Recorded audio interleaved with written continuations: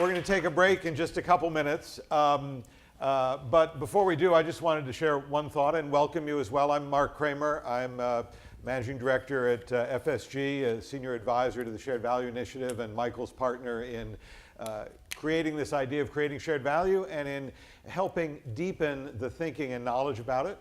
I think today's presentation, this panel and Michael's presentation, is tremendously important because I so often meet people around the world who think about shared value as just another term for CSR. And I think what Michael has made clear, what this panel has made clear, is that it's really core to business strategy. It's not about CSR. Not that CSR isn't important, not that other ways that companies engage with society aren't important, but that this is really about strategy. And we had an interesting session yesterday. The Leadership Council, those who have been most active in supporting the Shared Value Initiative, met. And we talked about a new Harvard Business School case we've developed. And actually, Michael and I have developed now 5 Harvard Business School cases on creating shared value, different aspects of it, that are now available through the business school. And we talked about a case involving a fertilizer company, Yara. And it was a great example of everything Michael's described about the competitive positioning of that individual company in how it made money by selling to smallhold farmers. But it also emphasized that in selling to smallhold farmers, in this case it was in Tanzania, they couldn't do it unless the logistics were in place to get the inputs to the farmers. They couldn't do it unless the financing was in place so that farmers could pay for the inputs. They couldn't do it unless the port was functioning well, unless there were refrigeration facilities to transport the food.